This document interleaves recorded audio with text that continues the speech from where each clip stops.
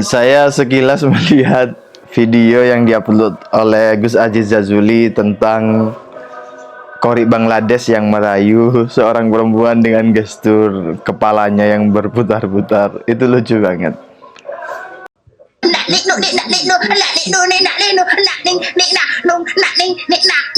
Coba ngedip mata dong sama aku sekali.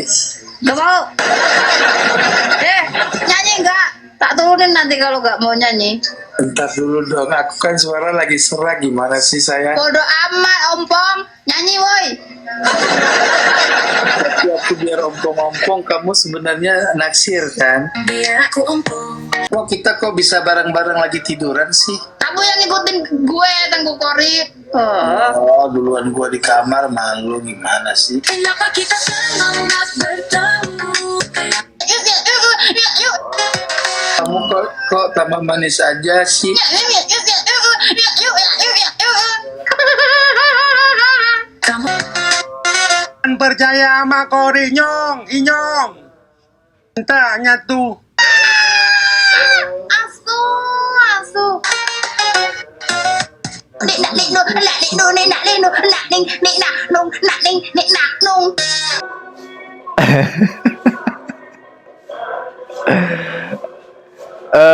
Saya mulai dari situ untuk membahas bahwa fenomena klan Habib Alwi ini sebenarnya polanya, patternnya, modus operandinya sama persis dengan fenomena-fenomena yang kami sebut sebagai fenomena rudal.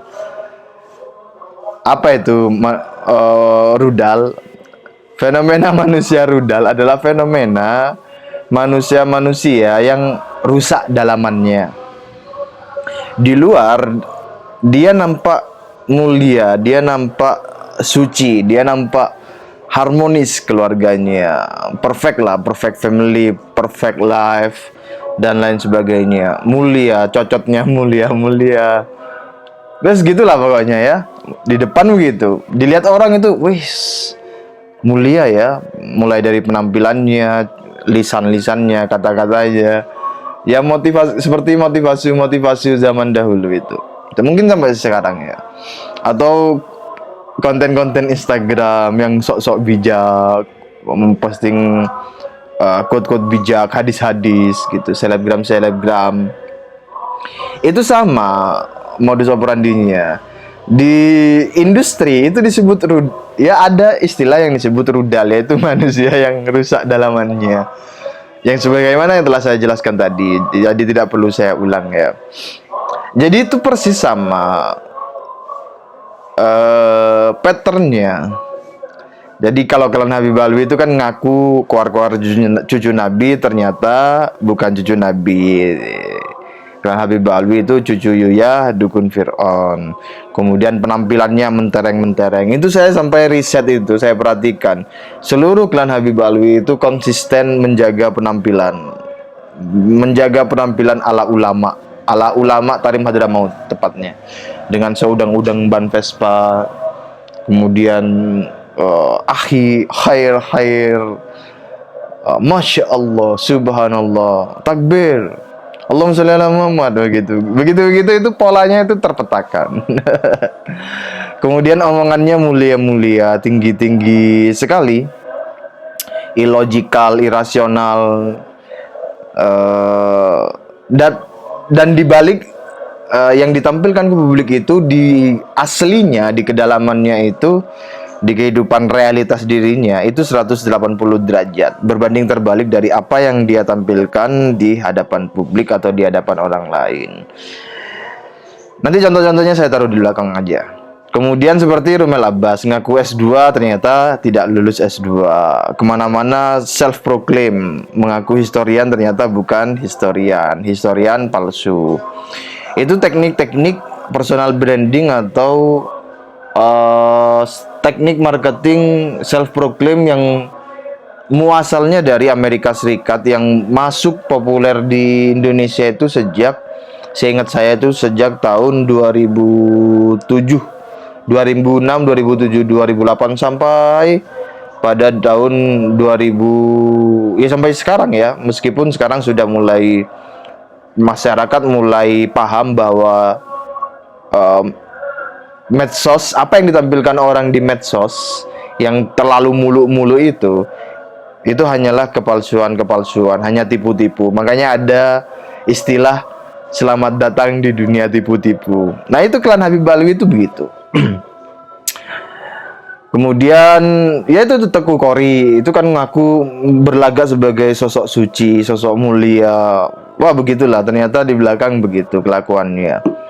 Dawir ngambil nasab palsu, isbat di Tuban sebagaimana yang dijelaskan oleh Bang TIJ.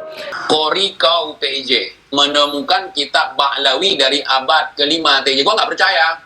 So dikit pun gua nggak percaya. Karena nasab dia aja bukan manuskrip zaman dulu, hasil beli. Nah, isbat nasabnya di Tuban. Ya, gitu Bin. Orang kayak dia, ya kan? Orang kayak dia nggak dipakai di sini di Aceh, Bang. Orang plimplang. Kalau di Aceh namanya orang 7 kali 7 kali zuhur dalam sehari. Orang di mana-mana dalam satu hari zuhurnya 1 kali. Nah, jadi aku nggak nganggap dia sebagai bangsa Aceh, walaupun dia koar-koar bangsa Aceh, gua nggak anggap. Bangsa Aceh itu seperti apa? Urang sigakeun peten yang meban, sabe semanyang pujo Rabbana. Gua teleponan sama dia, harus gua ingatin waktu sholat. Ngakunya ulama Aceh, ngakunya orang suci. Waktu sholat gua ingatin, udah sholat asar, Bang Kori. Oh ya. Kalau memang orang yang ulama, orang yang memang benar-benar menjalankan perintah agama, ya nggak perlu diingatkan. Gue lebih tahu dari kalian pokoknya. Makanya gue ajak live dia buat lucu-lucuan. Kemudian Taufik Assegaf, Ketua Robito Alawiyah, di depan publik nampaknya ya orang yang paling Islam sendiri di dunia ini. Nah, ternyata dia adalah wali Pentagon. Ya, wali Pentagon, lihat aja itu kantung matanya itu. Masa nggak bisa melihat ekspresi wajah orang yang normal sama orang yang tidak normal? Kasih aja ke foto Taufik Assegaf itu ke mana, ke BNN atau kemana gitu, ke orang-orang yang terbiasa di dalam bersentuhan, berinteraksi dengan orang-orang yang begitu. Ya, saya tidak nuduh ya, coba aja dicek. Kemudian seperti Habib Lutfi bin Yahya, di depan ceramahnya lembut sekali, sikapnya, omongannya lembut, nasionalis, cinta tanah air, persatuan. Ternyata di belakang, di balik layar, di aduh saya lupa itu istilahnya, di permukaan bawah, dia memalsu makam. Banyak sekali makamnya palsu yang dibikin dia, atau pengubahan identitas makam, pengubahan identitas makam leluhur Nusantara menjadi klan Habib Alwi, memalsu sejarah, kemudian ngerampok jatman dari NU. Termasuk Habib-Habib yang lain itu juga kan memalsu sejarah bangsa Indonesia, juga mengklaim pahlawan-pahlawan Nusantara sebagai klan Habib Alwi. Contoh lain adalah seperti Habib Ali Jindan. Itu kalau ceramah itu kan ya begitulah, paling Islam sendiri, paling sempurna, paling mulia. Habib Ali Jindan itu yang mantan suami Zeda Salim. Di depan begitu mulia-mulia, ternyata di belakang predator seksual. Kemana sekarang orangnya? Nggak tahu itu kemana. Kemudian contoh lain itu juga kan seperti Yusuf Mansur dan anaknya itu kan kena kasus juga kan. Kemudian yaitu Yusuf Mansur dan anaknya itu sejenis itulah, motivasi yang dulu itu ramai sedekah itu, astut sedekah, motivasi sedekah yang merusak sekali, merusak tatanan pikiran dan behavior masyarakat. Kemudian ada juga tuh kalau di industri corporate ya, kalau di ranah corporate itu trainer sok-sokan itu banyak gitu. Kemudian yang mungkin paling dekat dengan kehidupanmu adalah selebgram atau influencer yang beberapa tahun terakhir, setidaknya 5-6 tahun terakhir itu terkuak bahwa banyak dari mereka itu yang penipu. Kemudian ya konmen, makanya ada istilah konmen artis. Itu sudah pernah saya bahas. Misalnya itu penipuan berbasis kripto. Orangnya di Instagram itu menampilkan flexing kekayaan. Ya Indra Kents, misal Indra Kents, kemudian siapa lagi itu namanya ya. Ternyata itu penipuan atas dengan modus operandi kripto, uang apalah begitu, uang digital atau dengan kedok saham investasi, termasuk Hendy Setiono yang dulu itu citranya itu diangkat sedemikian rupa sebagai pengusaha sukses muda Indonesia. Banyak itu motivator itu dan pengusaha-pengusaha dulu yang ketika booming wirausaha muda mandiri dan booming entrepreneurship di Indonesia itu menggunakan teknik-teknik marketing ala Amerika Serikat. Wow, motivator nomor 1 di Asia, motivator nomor 1 di Indonesia. Hampir lucu-lucu itu. Saya juga sempat terjebak di cara berpikir itu, mungkin sekitar 2-3 bulan langsung exit saya.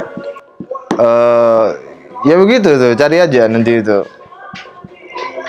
Termasuk penghargaan. Itu keluarga saya dulu ada ditawarkan ditawarkan untuk memperoleh penghargaan, bayar sekian nanti akan diliput, diberi penghargaan, kemudian diliput ya di inilah citranya itu dipoles. Ya saya bilang ngapain, nggak usah. Bisnis itu kan yang penting duitnya, bukan citra. Buat apa kan kita mau berbisnis, bukan mau jadi bukan mau sibuk ngisi ceramah di atas panggung tentang entrepreneurship. Itu di konteks yang lalu ya. Kita maunya berbisnis beneran, real bisnis, ngasilin duit, profit. Bukan citranya besar tapi profitnya kecil. Bias-bias seperti itu. Misalnya kalau dulu itu ya berapa omsetnya? Wah 1 miliar. Wah ternyata profitnya cuma 1% misalnya, atau 0,5%. Nah itu kira-kira begitu gambarannya itu. Pokoknya selamat datang di dunia tipu-tipu, termasuk klan Habib Alwi. Ini menjadi masalah yang jauh lebih berat atau sangat berat tentang klan Habib Alwi ini ya, dibandingkan kasus-kasus yang lain seperti di kasus motivator, trainer, entrepreneur, astut itu. Karena klan Habib Alwi ini mengenakan jubah cucu Nabi, yang jubah itu diamini oleh NU, atau setidak-setidaknya oleh kiai-kiai NU, atau setidak-setidaknya oleh sebagian dari kiai-kiai NU, yang kemudian diikuti oleh NU kultural yang awam-awam itu. Itu beratnya tuh di situ. Kalau secara modus operandinya itu bisa kita paparkan, ini nih modus operandinya, similarity-nya ini, begini patternnya, contoh realnya yang presidennya seperti ini. Itu bisa kita tampilkan datanya, begini kita jelaskan. Tapi ya itu yang menjadi berat adalah jubah cucu Nabi yang dikenakan, dan jubah itu kemudian divalidasi atau dilegitimasi atau diakui atau dihusnuzoni oleh sebagian kiai-kiai NU. Dan itu berlangsung dari tahun ke tahun, puluhan tahun. Saya tidak mengatakan ratusan tahun ya, puluhan tahun. Saya ambilnya puluhan tahun karena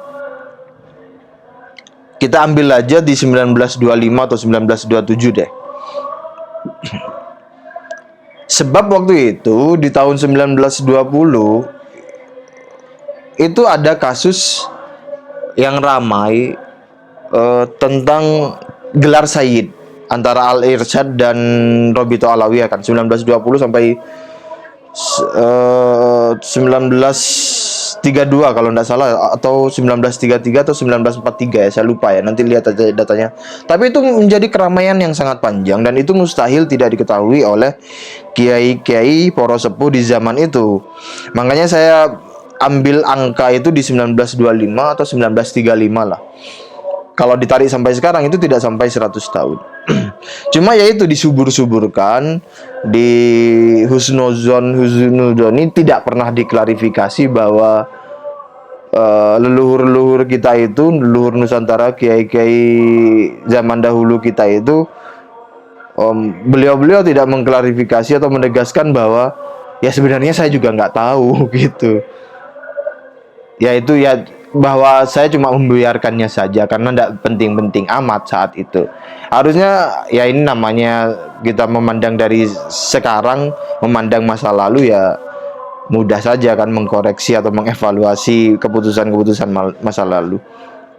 Tetapi yang mau saya soroti, leluhur kita itu tidak mengklarifikasi itu, bahwa ya menegaskan bahwa dirinya juga nggak tahu kok sebenarnya begitu. Salah satu problemnya di situ, saya kira ya.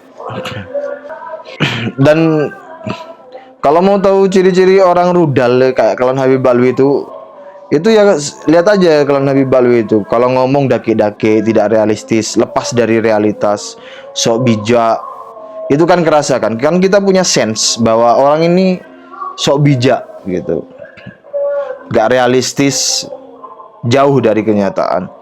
Kemudian mengungkapkan hal-hal yang sempurna tanpa celah, iming-iming yang luar biasa tanpa celah.